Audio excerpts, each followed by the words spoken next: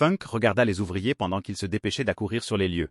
Le bruit de leurs bottes écrasant le sable doux fut étouffé par le son que tous laissèrent échapper. C'était comme quelque chose sorti d'un film de science-fiction. Il ne pouvait pas en croire ses yeux. Voyait-il vraiment cela? Ce qui dépassait de la roche était quelque chose que personne ne croirait sans le voir de ses propres yeux. Mais qu'était donc cette chose? C'était une journée de travail normale pour Sean Funk. C'était un mineur expérimenté avec 12 ans d'expérience à son actif.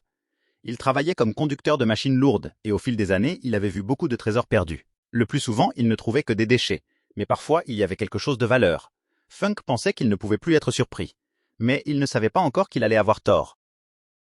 Funk était prêt pour une nouvelle journée d'excavation à la mine Millennium, en Alberta, au Canada. Il était heureux de sa vie. Il avait un travail qu'il aimait vraiment.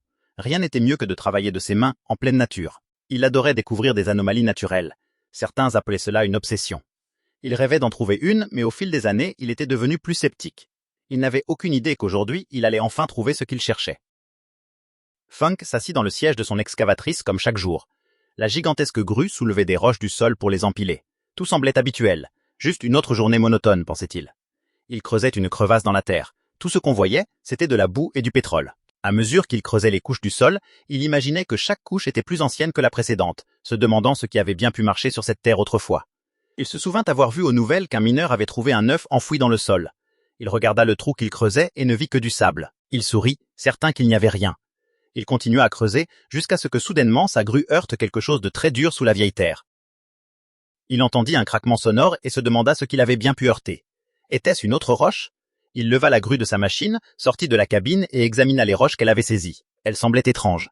Il les chargea donc sur son camion pour les examiner plus tard, puis retourna à la crevasse. En se penchant au-dessus du trou humide, ses yeux s'écarquillèrent. Il vit quelque chose qui lui noua l'estomac. Il courut jusqu'à sa cabine et appela les responsables, ses collègues, les chefs de chantier, tout le monde. Mais en regardant autour de lui, il réalisa qu'il n'y avait personne à proximité. Un autre excavateur travaillait au loin, trop loin pour aider. Il devait agir immédiatement. En repérant la fissure qui s'élargissait, Funk attrapa une pelle dans son camion et se mit à creuser frénétiquement. Il se sentait comme poussé par une énergie surnaturelle. Même avec sa force nouvelle, il avait besoin de renfort. Le temps pressait. Il creusa de plus en plus vite, ne voulant pas que la terre meuble glisse sur l'artefact et les ensevelisse tous deux. Il ne réfléchissait plus. Il creusait, simplement.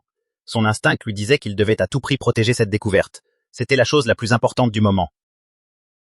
Alors qu'il creusait, il entendit au loin le bruit des moteurs. Les renforts arrivaient enfin. Ses collègues qu'il avait appelés étaient sur place, avec une grue encore plus grande. Ensemble, ils aidèrent à dégager l'anomalie. Ils creusèrent sous l'artefact, placèrent des planches en dessous pour le stabiliser et, une fois qu'il fut bien sécurisé, commencèrent à le soulever. Funk observait nerveusement. Il considérait cette découverte comme la sienne et ne voulait pas qu'il lui arrive malheur. Quand l'artefact fut soulevé dans les airs, au-dessus de sa tombe aquatique, il sentit son souffle se relâcher. Mais il ne savait pas encore qu'il n'était pas tiré d'affaire. Au moment où la grue commença à redescendre lentement l'artefact sur le sol ferme, un craquement sinistre se fit entendre. Tous sursautèrent. L'artefact venait de se briser en deux, révélant à Funk ce qu'il pensait avoir aperçu la première fois. Une équipe du musée Royal Tyrrell de paléontologie arriva en urgence sur le site. Funk les observa. Leurs yeux s'écarquillèrent de stupeur en découvrant ce qu'ils avaient sous les yeux. Il leur expliqua tout et ils passèrent des heures à dégager soigneusement les fragments de roche, reconstituant peu à peu quelque chose qu'il fallait voir pour y croire. Qu'était-ce donc? Incroyablement, Funk venait de découvrir un véritable dinosaure fossilisé, pétrifié de la tête jusqu'aux hanches. Cela signifiait qu'il avait été miraculeusement bien conservé depuis sa mort, il y a des millions d'années. Non seulement ses os et ses dents étaient intacts, mais aussi sa peau et des restes d'intestin, un phénomène aussi rare que de gagner à la loterie. Les scientifiques pensent que ce malheureux dinosaure est mort, puis a été emporté dans une rivière par une inondation. Son corps, gonflé de gaz, a dérivé jusqu'à la mer avant de sombrer sur le fond océanique. Des minéraux ont alors imprégné sa peau et son armure, figeant sa forme à jamais tandis que des tonnes de roches s'accumulaient au-dessus. Des chercheurs du monde entier travaillèrent sans relâche pendant 6 ans pour étudier, préserver et préparer les restes du dinosaure, tout en reconstituant son incroyable histoire. Ils conclurent qu'il s'agissait d'un herbivore quadrupède recouvert d'une peau cuirassée et de pics avec une longue queue. C'était une nouvelle espèce appelée nodosaure. À l'état pétrifié, le nodosaure pesait environ 1,5 tonnes, donnant aux scientifiques une idée de sa masse lorsqu'il était vivant, probablement plus d'1 tonne. Cela suggère que c'était un animal plutôt solitaire, qui errait sur la Terre il y a des millions d'années. Le miracle de la préservation parfaite du nodosaure laisse encore les scientifiques perplexes, surtout après son long et périlleux voyage jusqu'à sa dernière demeure.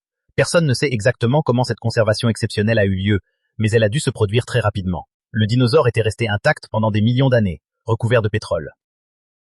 Grâce à son état impeccable, les chercheurs ont pu utiliser des scanners modernes pour observer l'intérieur de son exosquelette. Ils ont vu sa structure osseuse et même l'intérieur des chambres de son estomac, c'est dire à quel point la découverte était bien préservée.